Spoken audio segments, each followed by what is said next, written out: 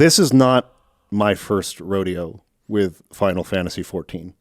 I was actually part of the closed beta for Final Fantasy XIV 1.0. The first one before? Yes. Oh, wow. Yes. Dang. Yes. And it was horrible. It ran like garbage. But I assumed that was because my PC must have been bad at the time. Turns out it wasn't. It was just the whole game was just performed like trash. Wow. Even in the final build. And so I looked into a little bit more as I was kind of preparing my thoughts for this. And I was actually kind of impressed with the way they went about it, because it is a remake of the game in the sense that a lot of the same story beats from 14.1.0 happen in A Realm Reborn. Okay. What's the biggest difference? I don't really know. The biggest difference is that it doesn't run at 2 frames per second. So, A Realm Reborn, it's basically the same game. No, they changed a lot of things. When the new director was put over the game, he said, this is not something I can fix. Like from like a foundational level, this thing is broken. It's a mess. We have to start over.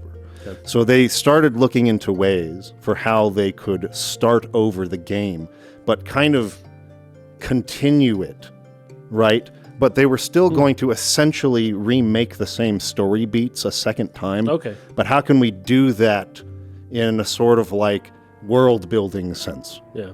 So they thought of this idea where they have a world-ending calamity that would happen on a schedule. There was a certain day that the servers for the original game would go down, and that they would put the new server up. And there was an event they prepared for where this meteor just grew larger and larger in the sky as people were playing the game. That's kind of cool. cool. And this thing was coming down to basically destroy the world. Wow. And then there was a big battle at the very end. And what essentially happens is all of the player characters are sent 5 years into the future of this world at the end of this battle. And everybody else, all the NPCs, their memories of these heroes are like all foggy. They know that they existed, but they just have something happened and they can't remember them or what they did. But they've sort of been rebuilding the world, and it's moved into this new astral age, kind of like the end of one age, the beginning of another one. And this was all done like in real time in the MMO. Yes. That's really cool. Yeah. So it's a really cool concept, or a nice way of going around, reworking, rebuilding, relaunching the game that was not good. It was just not good, right? It's a smart way to do it. And so I was brought back into Final Fantasy XIV when A Realm Reborn launched, because I have a friend who very much loves Final Fantasy XI and other MMOs. He always brings me into MMOs. Yeah. Whether it's Lord of the Rings Online or whether it's anything, it's Kenny McLean. He's always bringing me into MMOs. And he's like, okay, man, I'm going to show you. This game's awesome. And I'll play it, and I just never, ever can stand them. I just hate them. I hate them. But I knew that at some point I'd have to do it. And I figured now is a good time, because this is the team that is building Final Fantasy XVI, which is coming out in a few weeks. All that being said, the fact that I actually completed the base game, I think does say something. It does. About Final Fantasy XIV. Yes. As an RPG player, I think what I get hooked on the most, what I really want to be a priority, are character progression systems. So the act of getting stronger in the game, and the reward of leveling up and, progressing the character in the gameplay sense is probably one of the most important things to me. If that is fun, I will play your game. For whatever reason, that's just a really important part of a good RPG to me. The other part, of course, would be story. And I think on both accounts that A Realm Reborn is good enough to where I had a good time with the game. One other thing that is very important to me in RPGs is questing. There's this sentiment that I read from the player base when I was starting to really get serious about, I don't care how much I don't like it, I'm going to finish A Realm Reborn. I'm committing to this. It was that, this isn't an MMORPG. This is more of an RPG MMO. It's an RPG first and MMO second. I think I understood that as well. I think that I know what people mean when they say that now, which is mostly that you can play this game without interacting with other people. Oh, sure. You can play it as if it's a single-player game. A lot of other MMOs, that's not the case. Like, you're not getting through the game without teaming up with people online. That's the whole point. And, like, taking on dungeons and bosses together, you're just not going to progress. It's just designed that way. Right. Right, yeah. So now that I've played the game, I think I get what people really mean when they're saying that sentiment. But I had a different impression of what that meant. I thought they meant it's going to be designed like the RPGs I like, but it's online and you can play with people if you want. That is not true. And it is particularly not true with questing. This is very much the standard, rote, totally banal quest structure of every MMO game I've ever played. Fetch questing, kill quests, hunts, go do this repetitive task 3 times in these locations and come back and report to me, and then you get the reward and experience. Go interact with the 3 glowing spots on the map. Go talk to these 3 NPCs around the corner for me, who I very much could, in 2 seconds, go talk to, but you do it instead. Things like that. It's just, that's all it is. And it's not relegated only to optional side quests. These are how main quests are also structured, right? Oh, really? What? Yes. Oh, man. Yes. Main story quests are mostly those types of tasks, too. That's hard. So I want to say this, not to sit here and bash Final Fantasy XIV. I'm not interested in doing that. There's no point in hating on something. I'm just saying that so that people who have not played Final Fantasy XIV but hear certain things about it like that know what to actually expect when they play the game. The questing is exactly what you would expect from an MMO, which is the thing I don't like the most about MMOs. It's mostly mindless tasks. And I think the idea would be that you're doing these while hanging out with your friends, right? The whole point should be, yes, it's mindless, it's menial, we didn't put a ton of thought into these quests, but this is just to give you something to do while you're hanging out with your buddies and chatting for a little while until the next major story point. Yes, I think that's actually a really good way to put it. Because you've played RuneScape. Yes, when I was young, back when there was one world and the game was basically just 2D, right? Yeah. That's when I did the base story of RuneScape. So yeah. So what was the appeal of that game to you? Why did you play it? Oh, geez, I don't even know. It was always more fun when I'd join it with other people. I'd always want to play with my brother or with like you or your brother or anybody around me, or you would make friends in the game too. From like, there's this guy from Cambodia that would like come on, and I made friends with him, and so did my brother Parker, and we would just play with this guy, and we were friends. And anytime he was somewhere, it's like, oh, let's see what he's doing. Oh, he's doing this. Whatever. Go to the dungeon underneath Varrock, I think, and just kill rats, and like that's how you like level up quickly. And it's boring to do by yourself, but when you're talking to somebody and you're just killing rats, and the things you're talking about are, oh man, this game's so dumb, but you're playing it, you're there and you're talking to someone about how dumb the thing you're doing is, and that's part of the experience. Yes. I actually love that story, and that's I wanted to ask you that because I think that is a big part of the appeal. Particularly if people I've talked to who really love Final Fantasy XI, because I'll bring up all of my grievances with that game, and they'll just talk about the great memories they made with this guy who they never would have met otherwise. Yeah, some dude from Denmark. On the other side of the world. Yeah. And they're just, level grinding basically, but talking with people. Right. And the problem is, I'm not a social guy. I'm not a social gamer. That's the problem. I don't find a lot of meaning in that the way other people do. And so I think MMOs are just not made for people like me. Right. So playing an MMO structured game as far as questing goes, but alone by myself. That's almost like a definition of hell. Yes. That's exactly what it feels like sometimes to me to play Final Fantasy XIV. Now, the issue here, the reason why I'm able to stomach it for this game and I wasn't for others is because we are so many expansions into Final Fantasy XIV now that the developers don't want you playing a Realm Reborn forever. Right. They want you to hurry up and catch up to your friends who are in Endwalker or some future expansion. And who are like level 99 already. Yes. It's hard to like participate. So I think they've helped you level up quicker. Yes. Right. So everything you do gives you immense levels of experience. Even trivial main story quests that take like 20 seconds to complete. You'll get some gigantic 50,000 experience points from it. Like level up 10 levels. Yeah, it's basically just complete the main story quest as fast as possible. You will get to level 50, which is the level cap on this game. Okay. And then you can start the first expansion, which then the level cap goes up another 10 levels. To the next expansion, another 10 levels, and so on. Okay. So you can blow through it very quickly.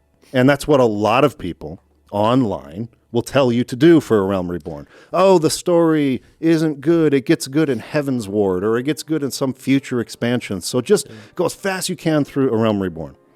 And here's another thing that I think hurt my experience with prior MMOs. When I was listening to what people were telling me to do, whether it was someone online or whether it was my buddy, Kenny McLean, or someone else, I've had other people who are like viewers from the channel try to walk me through Final Fantasy XI, somebody who contributed heavily to the wiki. And like walkthroughs of the game. Very knowledgeable about Final Fantasy XI. Played the game with him for like a month, and I gave up. I don't think I can play a game when someone is talking in my ear. Because I just can't like have a conversation with you and pay attention to like what's going on here, what I'm doing, the mechanics behind it, but also the story and the dialogue, and it's being interrupted constantly by someone explaining to me what we're going to do next after you finish this cutscene, right? And then it's almost like they should be playing the game. It's almost like they're controlling you while you're controlling the game. Yes. Yeah. Yes. And that's just not as fun for you. It's absolutely not. And so this time I decided purposefully I'm drowning out all noise from anybody online, and I'm not going to really play with anyone. Kenny McLean saw that I was playing, and so we linked up once or twice. Okay. But very briefly to do little things, nothing that revolved around the main story quest. I really wanted to focus on that myself. Cool. And that really helped because I think the story of A Realm Reborn is pretty good. As far as a Final Fantasy plot goes, I really enjoyed it. I think the one thing that it lacks, unfortunately, and this is something I suspect is addressed in the expansions, which is why I think people tell you to hurry to the expansions, is that you don't get a lot of character development for the other party members of the Scions. You just brought up a huge question for me. Yeah. I don't know really how this game works. Are you just a single person like RuneScape, or is this a party? Is this a turn-based like 3 people in your party RPG? So you need to have party members to go into dungeons. You can't just run a dungeon by yourself. Okay. Now they allow you to do that with NPC party members. Okay. So you can run it solo. Oh, I see. But you have to have other roles in your party. You can't just, as a tank class, go in and just finish a dungeon. Gotcha. So the idea is that your friends would fill those roles. Yes. Okay. So in combat, it's going to be other players or NPCs. But in the story, there is a party as part of the Scions, this group that you join. And they all go on missions. They're trying to prevent the revival of primals. Primals are the summoned beasts of traditional Final Fantasy, Ifrit and Garuda and Titan and Ramu, right? They're trying to stop these bestial races from summoning these monsters and wreaking havoc on the world. So you go and you fight these things to try to quell them when they're summoned and keep that from happening. That's kind of their role in the world, the Scions. That's what they do. So they're always investigating and going on secret missions, and you join this group about mid-ish way through the story. So the party members of the Scions is who I'm referring to when I say there's not a lot of character development with those other party members that surround you as the main character. Gotcha. So that's the one aspect of traditional Final Fantasy storytelling I feel is missing from A Realm Reborn, which does make it, by no means anywhere close to my favorite Final Fantasy story. But as far as the world and as far as like the plot, I actually think it's pretty strong. And I actually really enjoyed it. I really felt there was kind of a spirit of classic Final Fantasy in there, in the plot. And I really like the world it takes place in. And I really enjoyed the process of leveling up my character and being able to change classes and try this one out. Oh, cool. I really enjoyed how you have sort of a base class that then sort of upgrades. That almost goes back to the original Final Fantasy where you pick the fighter class that then gets like an upgrade to like a stronger warrior class at the end. So you'll level up a class to level 30. For me, I did Gladiator first, and then I became Paladin after that, nice. Right? And those quests are actually, story-wise, not mechanics-wise, story-wise, they tell pretty cool stories. Oh, cool. Now, what does it mean when you say try a class? Do you create a new character? No. Can you just switch classes with your main character? That's nice. Right. That's awesome. You can switch to any class you want whenever you want, really. You just switch your weapon to the other class, and it changes you back into that class. Nice. So you just put on a different set of equipment. I'm a paladin now. Put on another set of equipment. I'm a rogue now. Put on another set of equipment. I'm my mage class or whatever. As far as battle mechanics go, you have a whole set of abilities, and every time you use one, there's a cooldown or a time in which you have to wait for it to come back to use it again. Okay. Some are longer than others, but there's a real repetitive aspect to it. And honestly, I haven't played too many classes yet, so I could be wrong about this. But for jumping from the gladiator or paladin role, like they didn't play much differently at all. They're both tanks, so maybe that's to be expected. But then I jump over to rogue, and it's like, aside from the fact that I'm not drawing the hate from the enemies and making them attack me so that I tank all the damage, right? There's still just like a certain order in which you're supposed to do attacks. You do this one, then this one, then this one. To like, if you do this one after this one, you get a little bit bonus damage. And then you do this one after that, you get a little bit of a bonus. So they want you to do it in a certain order. Attack this, attack this, attack this. And then this comes back. Let's apply that again. Attack this, attack this, attack. Boom, boom, boom. And then this comes back up, and let's do that one. Doom, doom, doom, doom, doom, doom. And so I was thinking about that. Like, it's pretty mindless and very, very insanely easy. Okay, sure. It's meant to be something you can do while chatting with people. Probably. Yeah. The only real wrenches they ever throw into like boss battles is sometimes a boss might put an enemy over here, like create like some sort of structure thing. And it's like, if you don't kill that thing fast enough, you get one shot by the boss. So you have to stop attacking him and go attack that thing, and then he won't kill you when he does the attack. Okay. And the bosses will also do these attacks where there's like sort of a highlighted field that'll come up. And it's like you have a certain amount of time to get out of that zone. Okay. And if you get out, then you don't take damage from the attack. Right. So it makes you move around in the sense like, okay, don't stand in the attack zones. Right.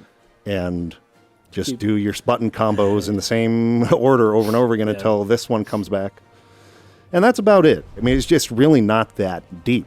Now, the one caveat to this is I just unlocked Ninja. And Ninja is a little different. Oh, really? The way that the Ninja class works is you get these abilities that you have to combine in different orders. It's not the same thing every time. It's like if you do this button, and then attack, you do like a lightning. But if you do that one first, then that one, you get like this fire sort of like area of effect attack, which is for more like crowd control if you have a lot of enemies attacking you. Yeah. And so there's all these different, there's 3 specific abilities that you can combine in different ways to create different attacks. And so that's a little different. That's pretty cool. But outside of that, I feel like almost all the classes more or less play the same. The only other thing I wanted to talk about on top of that is the music, which I think is excellent. I really, really like the music. I especially loved Ul'dah, which is like, there's 3 sort of starting regions. There's the desert city of Ul'dah, and then there's Limsa Lominsa, which is like a coastline sort of, it's like this society evolved from pirates, and so they've got like this that's cool. That sort of influence on their history and their government and stuff like that. And then you've got Gridania, I think, is the forest kingdom. So I started in Limsa Lominsa in the original Final Fantasy 14.0 closed beta. Then I started in Gridania a couple different times, and then I started in Ul'dah. And for whatever reason, like the music of Ul'dah, I just love it so much. And that's the desert one? Yeah, I just feel at home there. Maybe it's because I'm from Arizona or something. Yeah, maybe. But my point is the music is pretty outstanding all throughout the game. Great uses of leitmotif from classic sort of, themes from the series. I really like the way that they work, like the prelude into boss battles, for example. cool. I think that that's really good. So the music is great. And that was one of the things I loved about Final Fantasy XI. The music was almost the only thing that kept me coming back to it. There's just something that felt so good about running through those fields to that music. And this maybe not quite as strong as 11's was, but it's in the same ballpark, same tier. So I love the music. I like the character progression system and the class system, and I like the story. But yeah, I just really don't like the questing, and I don't think that that's something that's going to change in the expansions. Yeah. So I wanted people to know that. Like, well, what's your plan for this game going forward then? that's a great question.